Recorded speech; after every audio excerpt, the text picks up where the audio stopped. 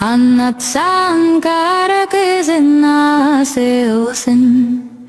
Anlatsan güzelim neredeydin? Ardına yazca duşum ben kaçtım.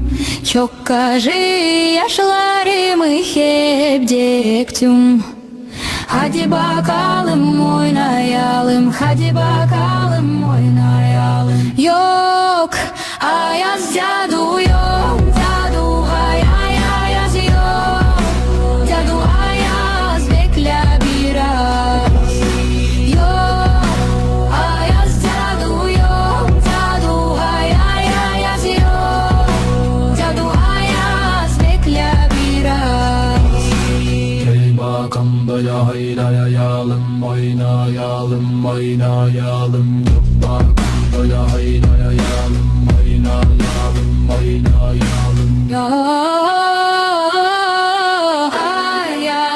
ayaz yok. Ayaz yok.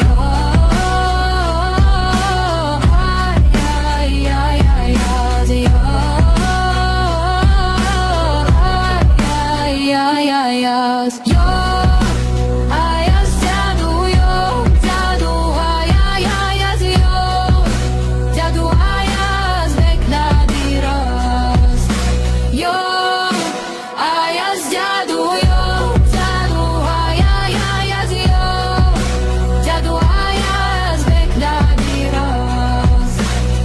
Bakın bakalım oynayalım, oynayalım, oynayalım.